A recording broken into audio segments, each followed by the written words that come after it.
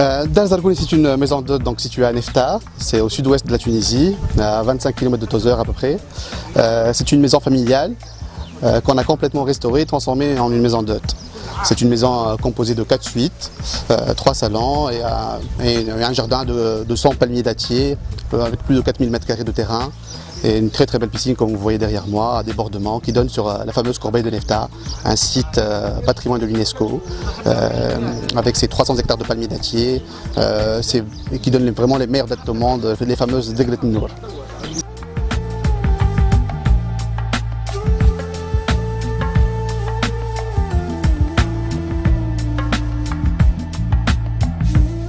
C'est ma ville d'origine, donc je voulais faire connaître Nefta. Avec ces fameux marabouts qui sont des plus de 100 marabouts, il y a Nefta, c'est une ville mystique. On a essayé de faire la maison avec des briques pleines, caractéristiques de la région, donc ça s'appelle Galeb. C'est une brique parfaitement écologique qui respecte les traditions et les coutumes ancestrales. C'est très reposant, c'est très zen, c'est très cosy aussi. Donc ça c'est très important, donc à la maison ils sont vraiment tranquilles.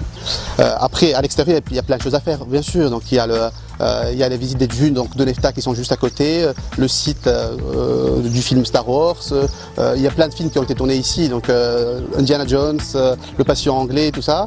Il y a la ville de Tozeur bien sûr à visiter, il y a Tamerza, il y a Chebika, il y a Mides, il y a d'autres villes comme Douz ou Kébidi, donc qui sont des villes vraiment à visiter et ils apprécient justement la diversité des paysages avec les différentes, par exemple, oasis de montagne qui existent ou les oasis sahariennes. C'est un très beau panorama et c'est un lieu réellement inoubliable.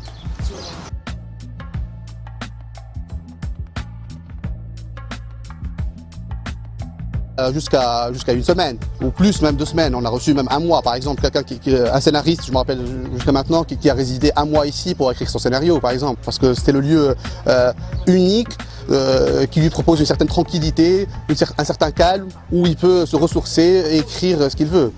Dar Zargouni est aussi connu pour ses stars qui sont passés. J'en citerai quelques-uns comme Jean-Pierre Raffarin, Axel Red ou encore Anwar Brahim qui réside ici très souvent justement.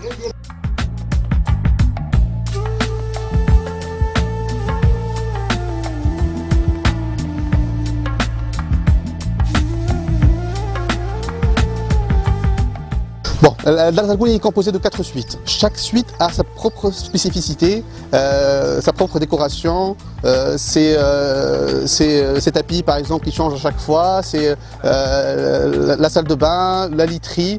On a insisté bien sûr sur la literie par exemple en bois de palmier, caractéristique de la région. On a aussi fait les tapis qui sont faits main ici, de la région. Donc chaque suite a sa propre spécificité et chaque suite, c'est le même artisan de la région justement qui est venu avec sa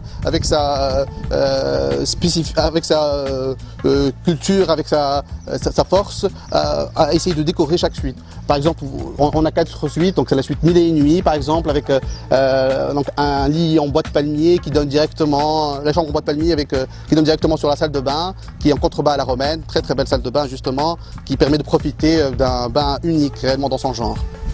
Il y a d'autres suites aussi, comme la suite Sahara, c'est une suite pour 4 personnes, où c'est vraiment une suite idéale pour une famille avec des enfants justement, où ils peuvent profiter de la suite en bois de palmier toujours, et une très belle vue justement. Il y a la suite Nour, c'est une suite un peu plus moderne je dirais. Après il y a la suite Rose de Sable justement, c'est la suite du patio. On a fait un très beau patio avec une fontaine en rose de sable qui permet de donner un certain éclat à la maison. C'est le seul bruit qu'on entend, justement le bruit de la fontaine qui ruisselle, c'est le seul bruit qui puisse nous réveiller.